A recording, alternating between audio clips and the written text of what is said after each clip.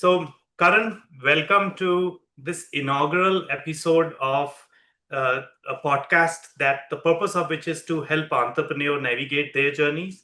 And the title of it is Founders Backstage, Real, Raw, and Relentless. So, here we speak directly from heart. We hear from people like you what their journey has been, what has been their challenge, what has been their joy, and how they navigated this tough but so rewarding a journey. So, welcome and thank you for joining Karan in this inaugural episode. It's my pleasure, Puneet, and I'm glad to be here and look forward to it. Let's go. Sure, sure. So, before we dive in, Karan would love to hear about you. Bit about like what shaped you to come here, what shaped you to start a company of your own. Coming as I know from a different country at a different time. So, tell us a little about who Karan is and what brought Karan here. So it's good. So let me take you back to my first of all my upbringing and my background, the family. So my parents, I call them the entrepreneurs, and forever. They were the farmers, and I was born in a family of farmers, and we had uh, in India, South India, in a rural uh, setup. I have a very humble family and background, and my dad, with five of us, one thing that he has done, he sent everybody to college, at least minimum college. So I was being the last one. I had a lot of freedom to choose because uh, parents make mistakes, and then the next child always gets more freedom. Let them. So I actually chose my path, and they supported me, without any conditions. So that I think is a blessing, and it was very fortunate. No family responsibilities, no pressures. I was given complete freedom to do what I wanted to do. Even though we were not rich, we didn't have a lot, but given the circumstances, given whatever the resources that I have, um, the the responsibility was always on me. What do I wanted to make out of myself? Went to engineering college, and when I was in the final year, one thing that the only one goal, I have to earn something. After 4 years of engineering, I had to earn something. And that was back in 1991. The only way that I could think of, the plan B, first plan A was to get a job, but plan B was to get into masters. And because if you get through masters, you get a pretty decent stipend on a monthly basis. So from there onwards, very quickly, before I completed my master's in computer science, I joined one of the largest the IT services companies. This was all, I would say, incidental. I did not plan to join an IT services company after my master's.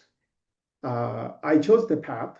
I wanted to do computer science, but I had no idea that I was going to join a services company. And less than 2 years after joining the company, they asked me to come to US, and I came here in 1995. Worked for a few more years after that as a consultant, and then I went and joined TCA, the KPMG Consulting. The 97 to 2002 was a great time because we went through the whole dot-com boom, and towards the end of that, I kind of decided to do on my own. And so that's kind of very brief journey, the background, and and in 2003, I actually become an officially entrepreneur, bootstrapped, complete bootstrap, and it's been 22 years since then. if you, which I'm sure so security conscious that the choices of a job, a master's were anchored around security, just being certain about the future. At what point did the needle move to the point that, the uncertain path of entrepreneurship is within my psyche, within my frame of like risk versus reward? So when did you know that that risk reward works for you? So I think let me take you back a little bit on my, I would say, personality or the kind of my appetite to taking risks, right? So I think the first one that I can kind of resonate with the kind of person that I am. So after my engineering, I went to join, there is a GATE exam in India. If you get a good score, then you get to go. There used to be 5 IITs. So my dream was always since childhood, I wanted to go to IIT. I got into IIT for master's, but that was a mechanical engineering. So one thing that I did, I think I took a big risk. I left IIT Kharagpur. I went to a university where they offered me a computer science in master's. And that was a big, like, it was like going from Ivy League to kind of a local state university. That was a big risk taking. And I left the dream. So I knew what I was losing. It was a big loss. Who quits IIT, right? Back in 1991. I did quit IIT. I went to Usmania University. The main reason being one, computer science. But the thing is, I was willing to take the risk. Hmm. And that's irrecoverable risk that I was taking. And I think the same thing kind of um, again when I started in 2002, when I left, really I was making pretty good money with KPMG. We Yeah. became Bearing Point. I was really on a fast track to become a managing director at KPMG Bearing Point. But I saw again, I wasn't happy. I was restless. There was something that's missing. There was some hunger, some uh, I I could I I was restless. I wasn't happy with the status quo. And there was a huge risk at the time because this was post dot-com bubble burst and unemployment rate was high. If anybody remembers those days, not easy to get a job. I took a risk of leaving everything. And by the time I had 2 children, very young. And one thing that I think my insurance was my wife. She was working and she assured me that she will take care of the basic necessities. That gave me a confidence. And in terms of making sure that we the bread and shelter, those kind of basic necessities are taken care. And I cold turkey, I quit. And I went from making $250,000 a year to zero. So that's the kind of risk I've taken. Yes. And looking back, I wouldn't do it today if I had to do it again. I think that's the kind of risk that I've taken. But in that moment, I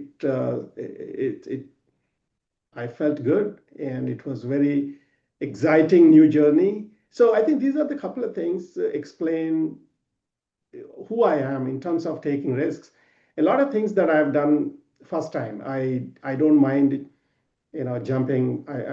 I can be the first one to jump. So I've done a lot of things. Yeah, yeah. No, Karan, I know that about you. Um, because the thing, and I'll probe onto, I will not do it again because that's the crux of what our audience will like to, because many of them are at the first part of their journey, not where you are today. But I have seen your personality, Karan, that which I'll again delve into, is that the way you are calm in face of reasonable turmoil. I have seen you have seen business wise reasonable turmoil or missing goals or whatever, but you deal with it very well. So we will come to that emotional makeup of an entrepreneur in your view as a core part of the question. But I can't resist asking you, why would you not do it again? I mean, it's like successful company. You are like, I mean, you have achieved everything that a person wants to achieve. So when I say if I knew this is how it was going to be, I would think again because you have to make a lot of sacrifices. You miss a lot of things in life. Um, of course, if I have to do it now, I can do better and I can do differently, and it won't take that long.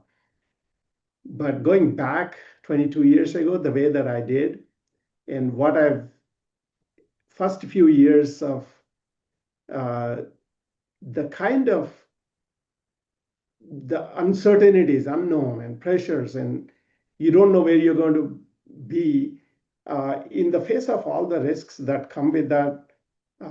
It's more like that's how I feel. But if you ask me, was it worth? Yeah, absolutely. Eh, I would say I would do it again, but in terms of if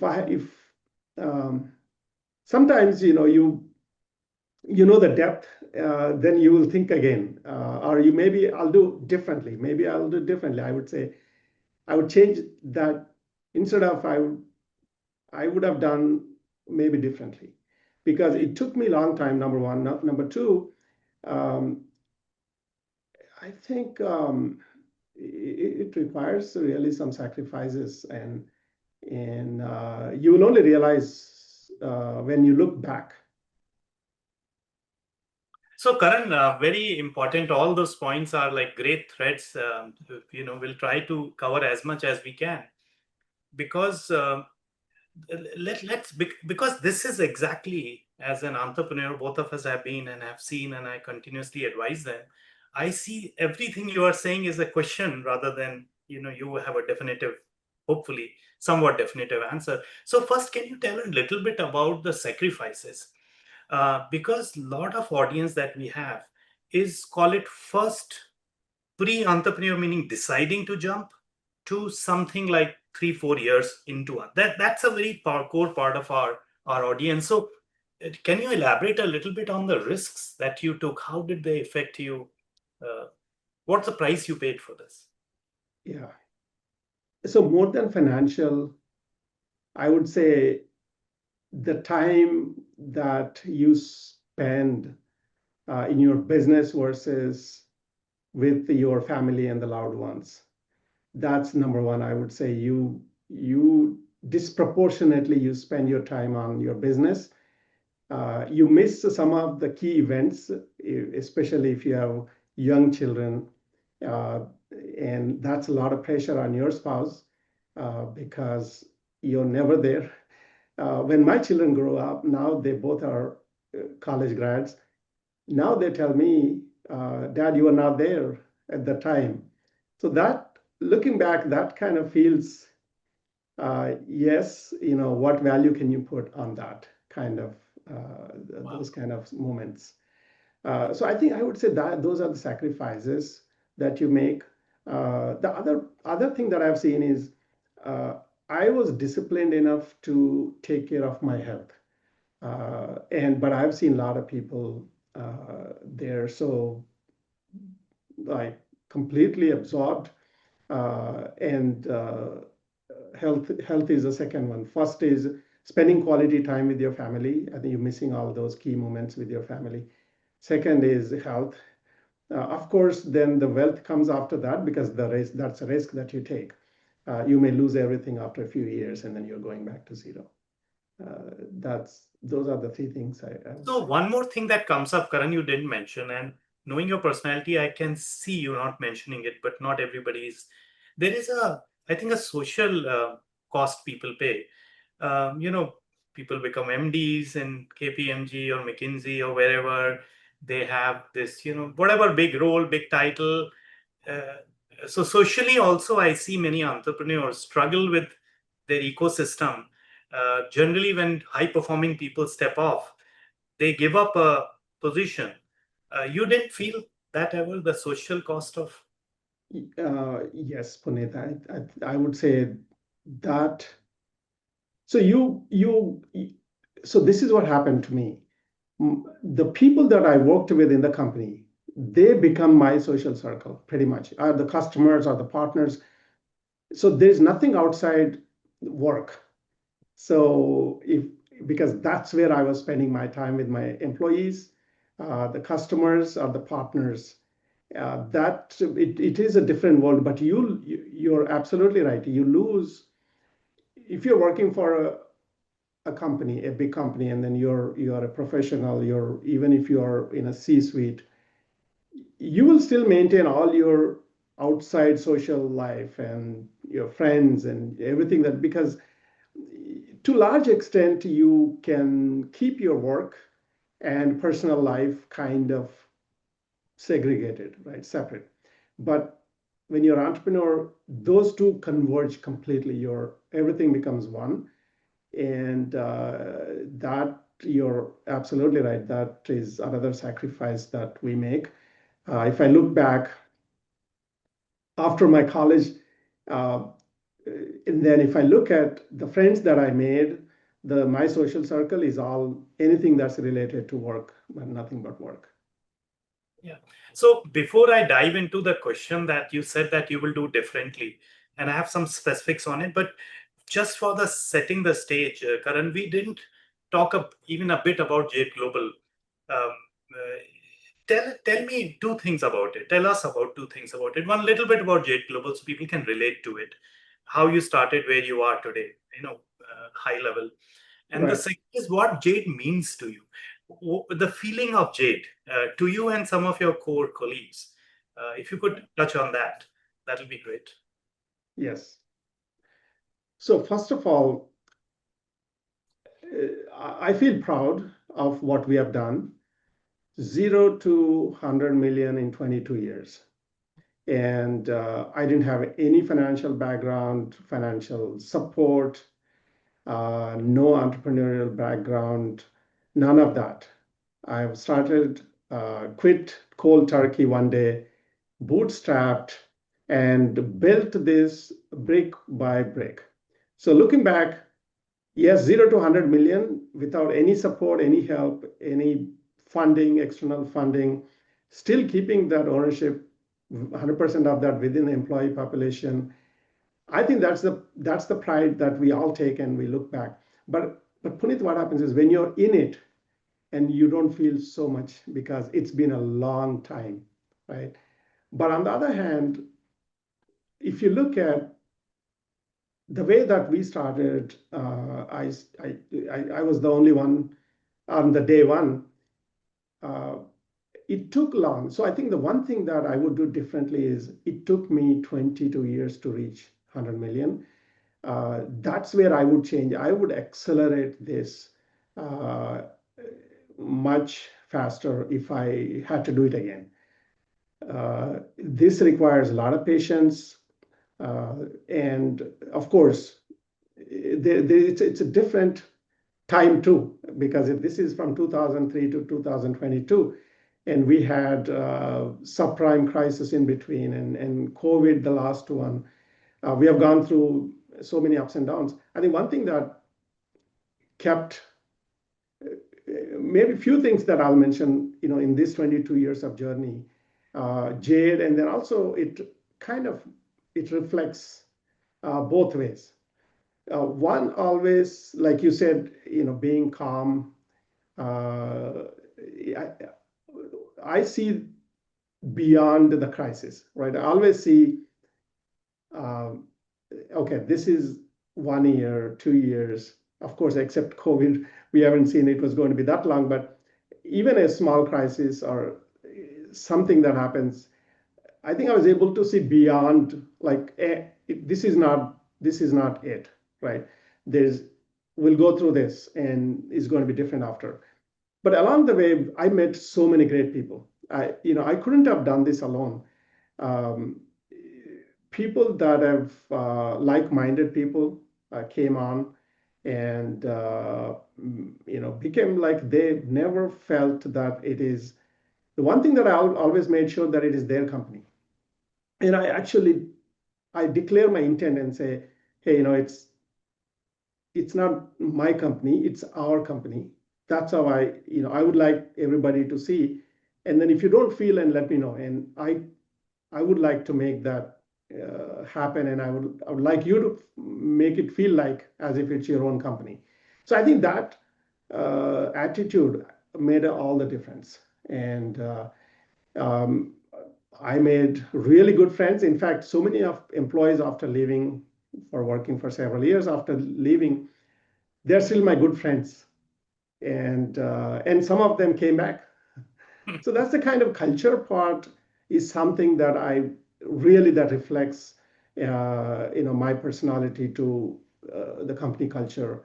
What kind of company do we want to build, and what kind of values and beliefs that I think is never changed. And from the beginning, of course, we learned along the way some of the things, and we tweaked and we fine tuned, but at the end, I think that made all the difference. Sure, sure. And just for the audience, Karan, do you want to give like a 20-second view of what Jade Global is? Because everybody may not know.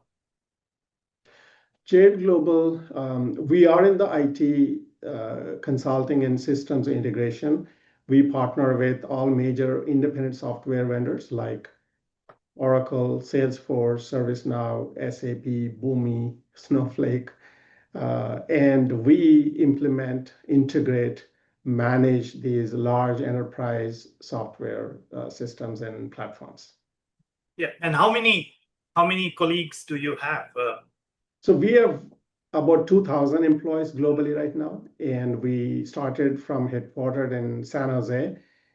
We have several locations within US and in North America and India. So we have San Jose, Dallas, Utah, Pennsylvania, Toronto, Guadalajara. These are all our delivery centers. And also in India, we have Pune, Hyderabad, Kolkata. And post-COVID, we have employees all over the world. But most of our customers are in North America. Got it.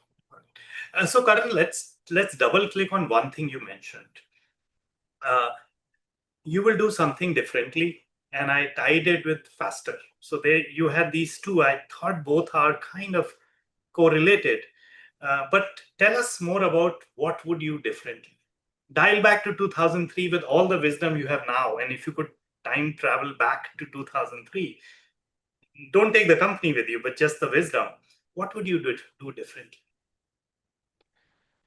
So three stages, Puneet. So 0 to 10 million was one stage, and 10 to 50 another stage, and 10 to 50 to 100 million revenue in terms of the. So the way that we have done at every stage, we had to learn the hard way. We had to do experimentation.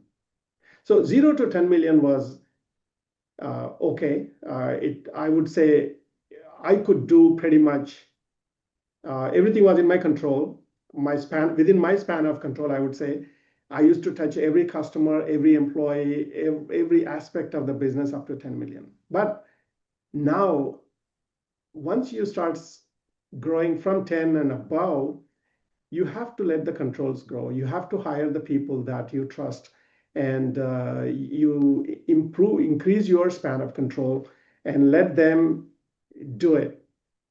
That didn't happen right away. It took me a few iterations to experiment and learn.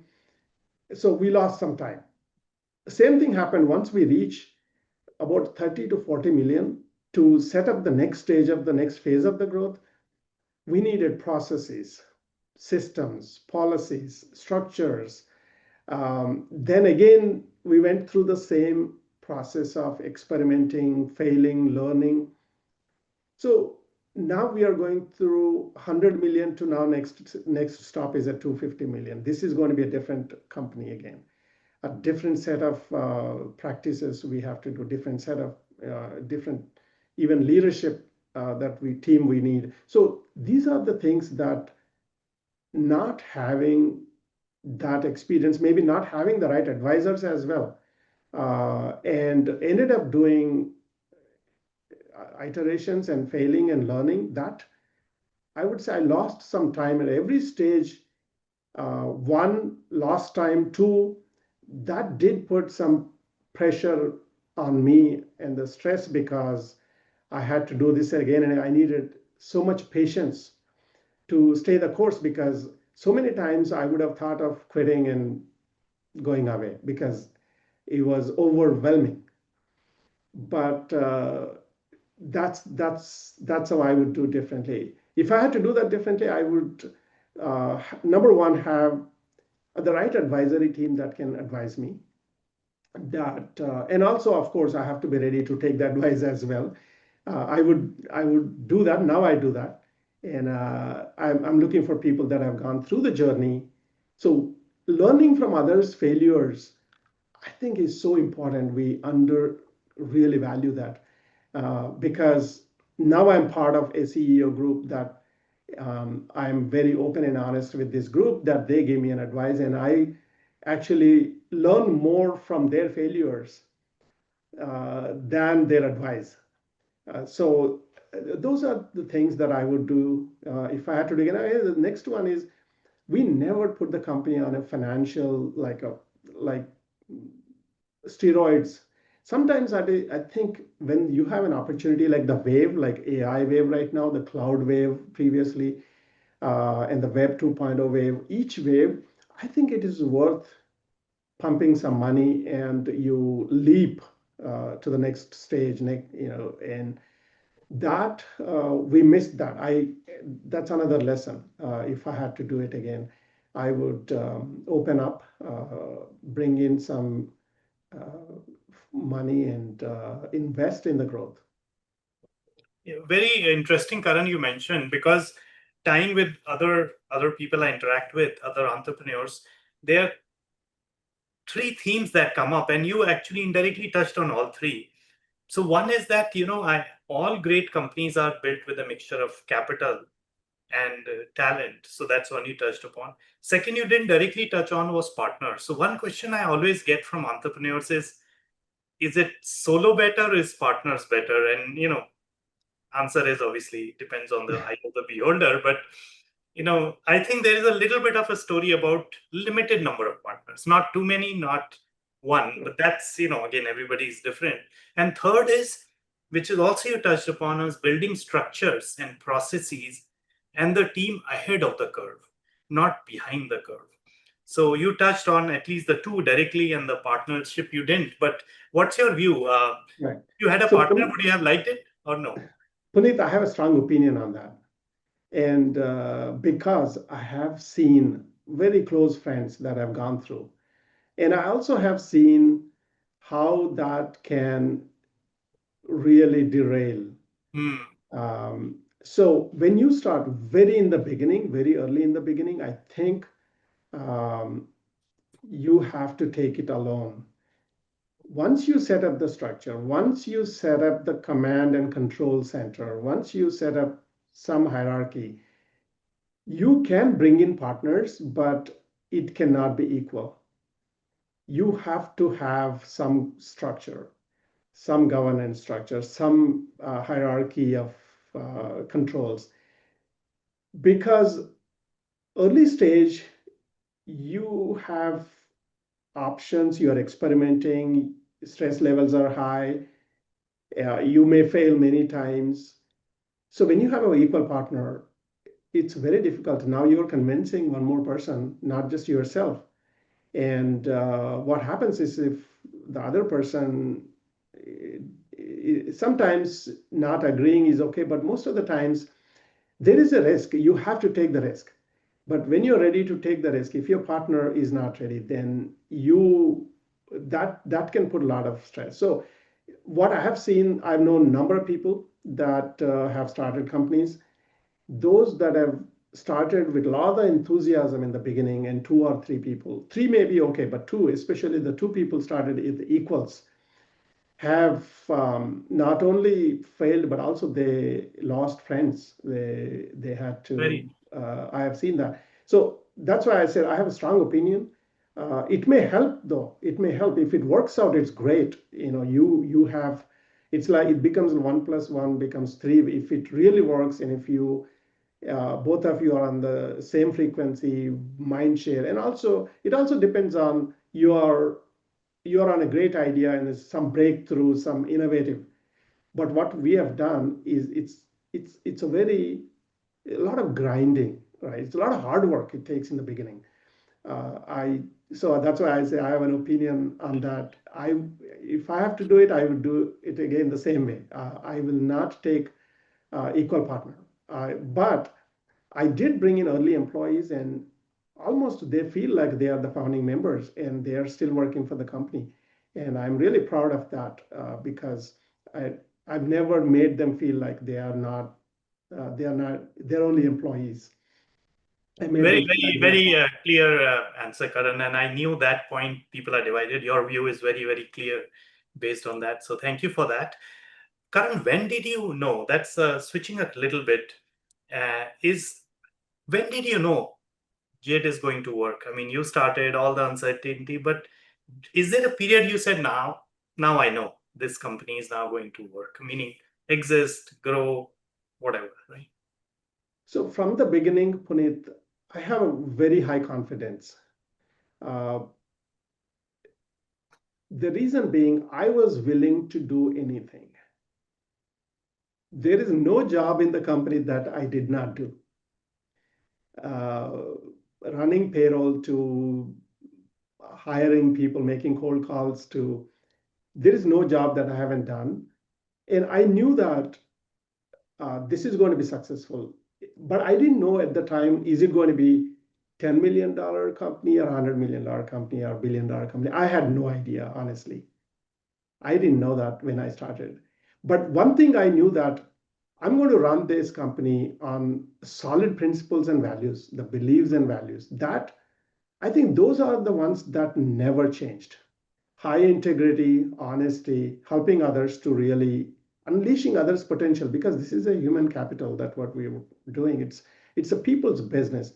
If we can't help people grow, if we can't unleash their highest potential, and we can build teams, we can build leadership team, we this is not going to work. So those values and the beliefs were strong from the beginning. We couldn't articulate in the beginning, but as the journey goes on, we were able to really not just to say but follow first.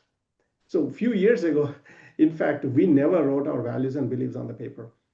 And a few years ago, we did finally. I was holding on it until now because I used to tell them that writing is easy. Once you write, put it on the board, then you think that you're done with the job. But really living those values and Yes. having that in your DNA, I think that's more important. Then you can write down and say how we do things, and then you can write what do we stand for. So I think that part really helped. Uh, then, Karan, just moving on to one other related point is uh, what are the most important decisions you made in this journey? What were the most important decisions that you can recall that you made? Many uh, I would say, key decisions that are so the decisions that kind of become an example, right? Kind of Yeah. set the tone, right? Those Yes. are the decisions, not the like writing a big check, or those are not hiring a big guy. I think um, the one situation that I recall, this was in 2000 during the subprime crisis, when number of big Wall Street companies were failing. There was a crisis. We were about $10 million company at the time. We grew fast from 2003 to 2009, 2008. Actually, we were close to 10 million in revenue. We have not seen uh, anything like what we have seen during that time. So we dropped our revenues by 35%. We went from 10 million to 6.5 million that year, 2009. One thing that we did really set the stage, and then that helped for a long, long time. Our first action was we all come together. We said we are a small family. If anybody loses job right now, it's very difficult to get one again.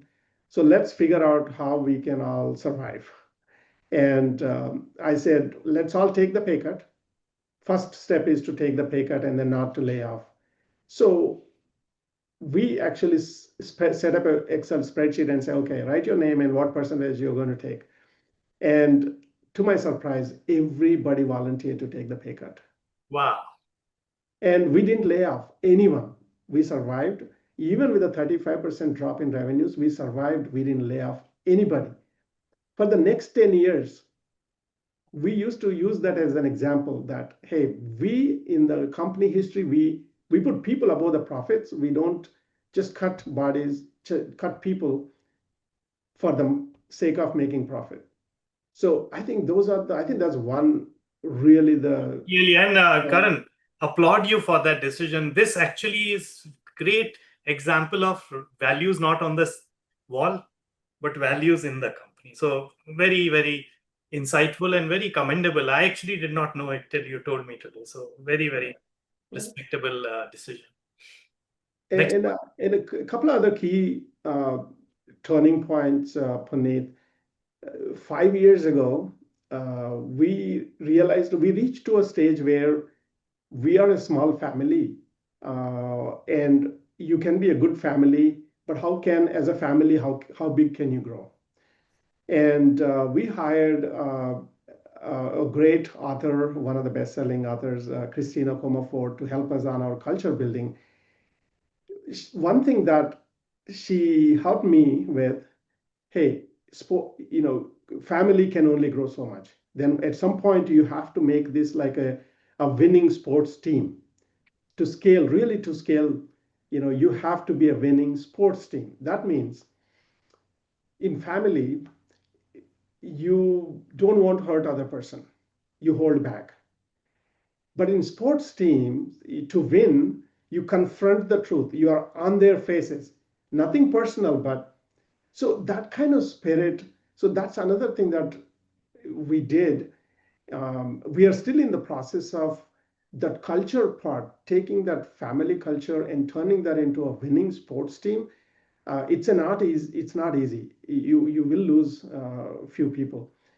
Still, but you still want to preserve the values and beliefs, but at the same time, you want to create that confronting the truth and uh, becoming more of a team, helping each other, and not to hold back just because if I tell the truth, it will hurt this person. No, I think we have to make sure that the people can handle the truth, and even if it's not a good news, they should be able to take it. And so that's the kind of turning point right now that we are in the process of doing. So I think we are in the last quarter of that, and we were able to successfully do that. And that's more like see, it's a so at some point I realized that status quo is not an option if we want to grow from here to the next level 3x. And we cannot have the same, even though the values stay, beliefs stay, but the modus operandi, how we operate, how we behave, like a family or like a sports team. I think that turning point and that call has to be made, and nobody is going to come and kind of tell you, right? So I had to make that call and figure out what is that I have to change from here to go to the next level, next phase.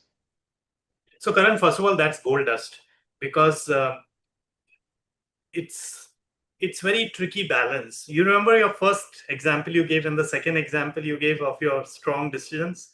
They are they you have to navigate these two with the in the same organization, right? I mean, at one level you are protecting people, on the other hand. So this is gold dust about. I tell you that to everybody who's listening, this change from fa- change from family to a sports team is a great way to break through. And there's also one side point, Karan, that comes in.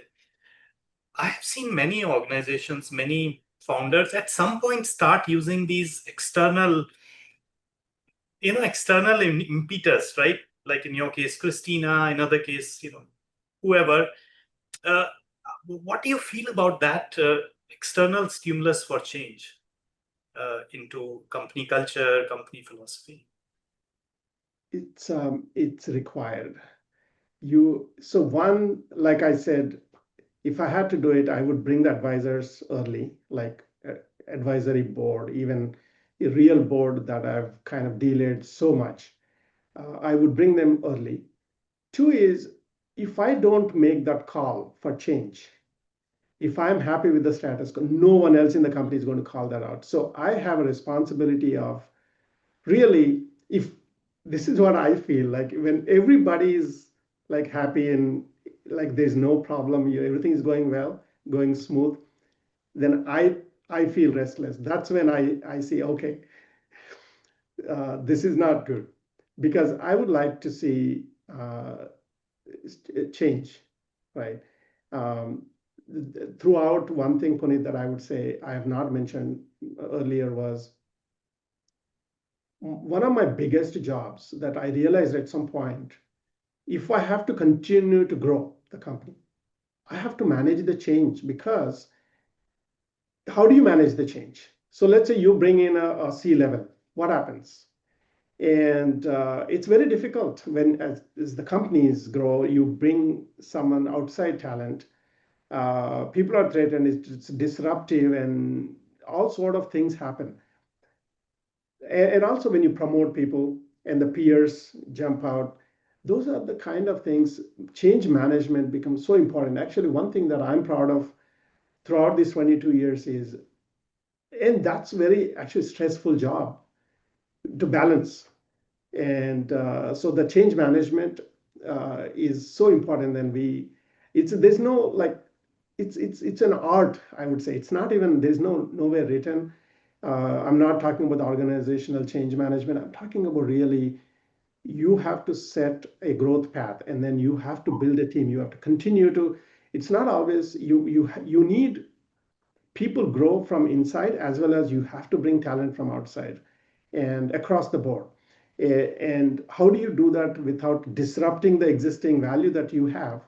I think is a difficult task. And one thing, that I done, I think I give myself a high rank on that. Even I say I was able to do it because that's exactly why people were able to, even after leaving the company, they are still the friends, and some of them come back. We never kind of destroy that, just because you hired somebody from outside, or the person that you already have doesn't become invaluable or less valuable. So you have to make sure that you need everybody. It's so there's a change management that I would say was, really key in So, Karan, one thing that you invited by giving yourself high grade is that we will have a separate session, because two things I keep hearing from people, the kind of things I do, is change management, and the thing which we are not covering in detail today, but that's a second session, is what next. Because there is an organization which are built to last, and there are organizations which are built to get to a good point, right? I mean, merge with someone. um, and at your stage, 22 years, having reached both revenue milestone, size milestone, your life stage milestone, and the company milestone, it starts, that question comes on the table. And this is basically for, I was reserving these discussions for a later stage entrepreneur. Today, we were a little more focused on the earlier stage entrepreneur, but we'll reserve this, and especially since you gave yourself high grade, then you are a good speaker for that. So we will do that separate one, because that one is a big one. I mean, the journey 50, whatever number you pick, 75 onwards, without that, it's just not possible. Actually, I've not seen companies. How many yeah, companies stumble around it is, majority actually stumble around 50, 60. Revenue number is only one. right. But what happens is, if you don't do that, you take one step forward and one step backwards, and very difficult to grow out of that without managing the change or bringing the new talent and helping people grow. So, Karan, last question, last set of questions actually, but and then I'll love to delve into, Karan, the lighter side, right? So, two last questions from the professional side. One is that with all this, what's the key learning you want to pass on to the generation which is Karan in 2003 or 2004 or 2002? What do you want to pass on to that generation in a summary? Right. They have not walked the distance. They're literally 2002, 2002, 2003, and 2004. That cohort. What would you tell them? Absolutely. So let me touch base one more aspect, Puneet, before I get into what do I kind of what advise or what I think about the journey. Um, Innovation is one of the things that we have done as a company, as myself. Innovation, staying relevant, because in the 22 years, I would say there were three major shifts in terms of technology advancement. Almost like when we started in 2003 versus, and then in the middle, and then now, it's completely different landscape of technologies and skills that we needed. So innovation is the key, and also staying relevant, really thinking about what the customers will need tomorrow and how do we stay relevant, not to become a legacy company, and continue to invest in the future, in the technology, in the people. And one such example I can give: 5 years ago, we started investing in, we have seen with the machine learning, with the computing power, with the cloud, your computing as a need basis, all of this, we saw something big is going to come. We didn't know what it was, but we did start some innovative ideas and set up innovation labs. And out of the labs that we invested in, we started building several products and we pivoted a few times.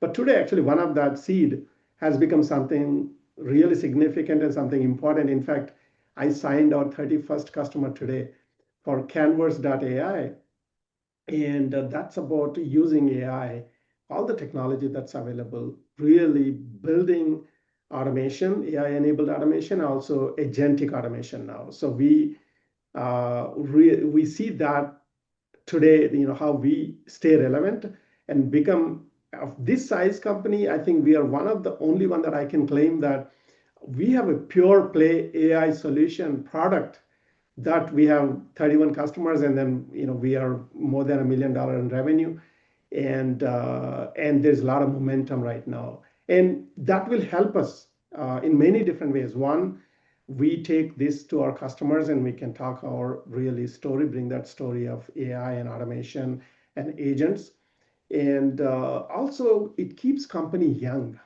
and really motivates people, becomes very vibrant. Everybody talks about AI, and they're motivated to learn and become relevant and stay relevant. So now, so look back last 22 years. What do I say if somebody asks me, this is what I think. There is no right or wrong way to do it. People are happy, and not everybody is equal, everybody is same. Some people, actually, what I've seen, Puneet, is some people just do things for sake of doing, for social pressures, for family pressures. I don't think that's the right way to do. I think it has to come from inside what you want to be. I have many good friends. They've been working for companies. They're so happy. I would say sometimes I sit with them, have a drink, and I'm jealous. I envy them because they're so happy. Their kids, they spend all the time with the kids. They're everywhere for every sport event, every recital. They're always there for the children, the family. I don't, I missed a lot of that, right? And they're very happy. And I don't think I can say, oh, even though I've built a company that's of a significant, um, I can't still say this is the right thing to do, or that's not so right. So I don't think there is a scale for happiness. So I would say, uh, I I felt one thing, that I wanted to build some value. I want to create some new value. I want to build something that didn't exist before, and I want to be associated with that, creating something new. Like that's what I thought the entrepreneurial leadership is, to build something that didn't exist before, and that's the value that I wanted to create. There's no there's no scale. This makes me happy. I wouldn't have been happy otherwise. If I didn't do this, I would be regretting. I think that is what I would say. But if you do decide to do something, um, I think you have to go all in. You have to go all in. And that was one of my key success factors. I never thought anything else. And it was so linear that if I failed, I would have failed completely. There's nothing that I wasn't riding on two things, or I wasn't, I didn't have a plan B. I was willing to put in my 24 hours a day. Everything that I have, I was willing to give. So I think that's the key to success, because today entrepreneurs, I've seen many people want to do something, but they're not willing to put 100%. So they divide their attention early stage. Once you have grown, once you have resources, once you have network, yeah, you can do multiple things. But when you're starting like I did, if you're bootstrapping, or you're starting something on your own, and you have to go all in. And Very, very, very good advice. Karan, one thing which is also with the same motivation aspect, what's your view on wealth creation as a motivation? Where was it for you? Because, mhm. open AI, there's a lot of talk of this wealth. And I know many people politely don't say it, like, but I know many of the people that I'm referring to have that glitter in their eyes. So, what's your view on that? So again, I have a strong opinion on that. Uh, college grad, and even up till I would say up till 30 years of age, I think money should not be a priority, making money, because money should be a byproduct of your perceiving or pursuing what you want to do. What is that how do you see your path eventually? Because I have seen people that 24, 25, when they get into this Wall Street or investing, they made a lot of money. And in fact, I was traveling one day from Dallas to San Jose. A gentleman sitting next to me was 27-year-old, and I started talking to him. And I asked him, "What are you doing?" He said, "I've started a hedge fund." And I said, "Okay, you have any work experience?" No, I came out of college, and then he started on his own hedge fund. And their worldview is different. Everything revolves around money. Uh, it's a different life. I think they miss a lot on life experiences. Once you have so much money when you are 27, 28, that that I got so much satisfaction, even if it is a small thing, that what I did. I'm not sure if I have a lot of money. The money doesn't give you happiness.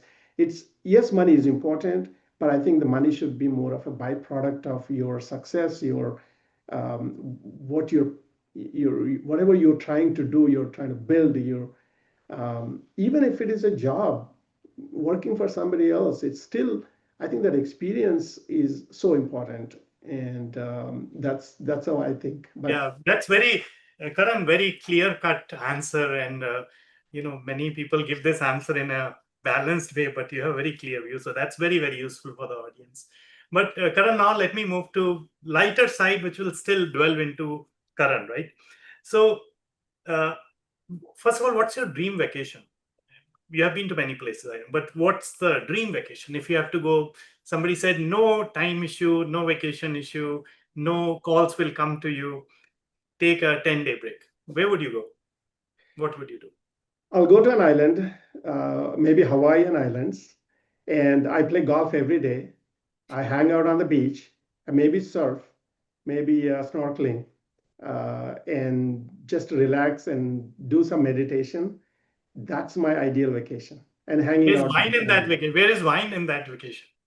So the wine is always going to be there in the evening. Uh, I I like, and I do collect. Uh, I'm sure there'll be wine in there too. Yes, I'm sure too. So now, Karan, if you were to make a movie, right? What kind of movie, or even you can take a name of an existing movie, what kind of movie will you make? What like triggers your creative juices? Hmm. So, Puneet, it could be a boring movie because I like uh, movies. So, not always, but I like two kinds of movies, right? One is pure entertainment. You Like just what? go and just entertain for 2 hours and then done. But what I watch again and again, some of the movies that are there, there's a message, there is some kind of life story, right? I think those are the ones that I remember, I watch again and again. The entertain kind of movies, you come out and you forget, and you are happy for 2 hours. But really, uh, what has a lasting impact, some of those movies that made out of those biographies, those are the kind of movies I would prefer to make. I think they live forever. Tell me a name. Tell us a couple of names or one name of such a movie. Um, wow, many movies. So from uh, I'm a more of a little bit of a history. I like to study the history, the world wars. One movie that actually I watched again and again and was Casablanca. Those are the sort of movies, that World War movies, and based on reality. A lot of um, uh, Mississippi burning to Gandhi movies like yeah. No, very nice. And the final question, Karan, if you were to get a tattoo, what would it be? He's saying picture. I know you don't like tattoos, but So still. I love nature, Puneet. Uh, I love nature. I can't. I, I so that's my vacation too. If I go, why I love golf so much is I think there's a nature blended in it. I would say I like birds. Maybe I'll get a bird on tattoo on my back. Wow, that's pretty specific. Maybe in Hawaiian vacation you can do that. But Karan, thank you very much. This was very, very insightful and interesting and fun. So thank you very much for this, and I'm sure many of our audience will like this and learn from this and continue to pursue their dreams and hopefully be the future Karan. So thank you very much, Karan, for this. Really interesting and nice. Puneet, thank you very much, and thanks for giving me the opportunity to express myself and share some of my views with your audience. Yeah. No, Thank you. thank you very much, Karan. Take care. Bye.